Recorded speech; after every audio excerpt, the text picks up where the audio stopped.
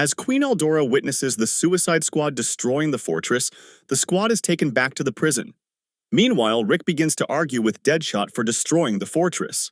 After a while, Peacemaker informs everyone that they've only got 12 hours left before the bombs explode, and they need to figure out a way to escape soon. Princess Fiona comes to meet the squad. As always, Clayface begins to flirt with her right away. However, Deadshot interrupts him to ask about their release. Fiona apologizes, hinting that she doesn't know the answer. Once again, Harley catches Fiona staring at her. "You seem to be interested in me. You've been watching me since yesterday, haven't you?" Harley asks. Cecil then comes to get the squad, as the Queen has summoned them. Then we see a flashback where Fiona is playing with some of her commoner friends while disguised as a commoner. Upon inquiry, Fiona learns that her friends are having a tough time as things are getting too expensive because of the war. The moment she arrives at the royal palace, her mom lectures her. She warns her about heading to the city and playing with the commoners. Queen Aldora makes it clear to her that, as royalty, her duty is to put an end to the war. Soon after, she ends up witnessing her friends die because of this war.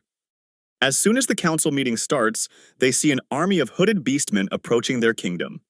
Needless to say, the council members are terrified after seeing the Imperial Army. During the meeting, Harley interrupts them, questioning why they are still in cuffs when they are supposed to be free. Queen Aldora, however, dismisses her statement, given that they had already destroyed the fortress. She then questions Rick about the situation. In response, Rick requests her to explain the sequence of events leading up to this war. So, here's the thing. The kingdom has been at war with the Imperial Army for decades, and almost 6 months ago the beastmen and elves decided to join the Empire. That's when things started going south for the kingdom. Without wasting a moment, Clayface and Deadshot insinuate that it's no wonder the beastmen and elves have turned their backs on the kingdom. They believe the kingdom doesn't really know how to treat people properly. Anyway, Rick informs Queen Aldora that Ratcatcher is the reason why the beastmen joined the Empire. He also tells her that Ratcatcher has the ability to control animals. Meanwhile, Deadshot can't figure out why he didn't just blow up his teammates when they betrayed him. Rick explains that, for some reason, the bombs were defused, which is probably why Amanda used a timer this time. Queen Aldora asks Rick if he has a plan on how to deal with Ratcatcher, but Rick is clueless. As a result, she decides to send them back to prison for being useless. But suddenly, Harley remembers what Joker taught her about hunting rats. Thus, she explains her plan. In order to make the plan work, Rick asks the Queen to provide some of her soldiers. However, the council members start insulting him. Then, out of nowhere, Harley proposes that she knows some people who would be more than ready to fight. After a while, they set up camp near the destroyed fortress. When the prisoners arrive, Harley greets their leader. By the way, the troops Harley talked about earlier are none other than the prison inmates. After that, Harley begins to address the prisoners.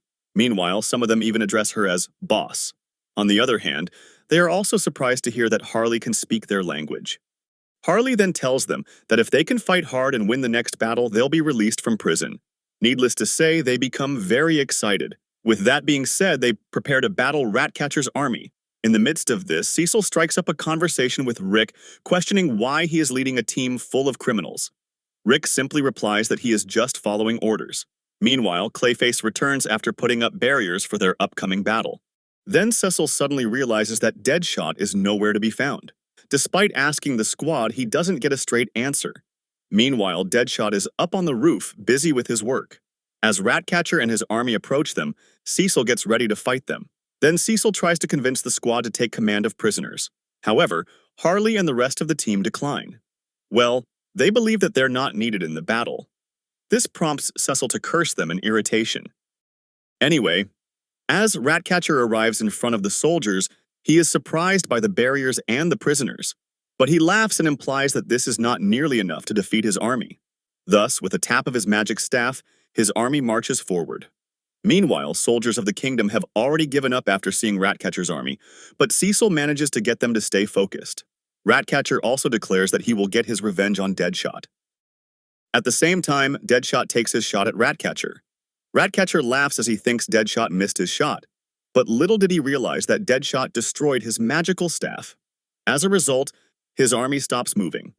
When he realizes that his staff is broken, it is already too late. His army comes to their senses and eliminates Ratcatcher. Meanwhile, Cecil is confused by the sudden turn of events. After a while, Queen Aldora learns about the kingdom's victory, but for some reason, she is not happy about it. Fiona is also confused.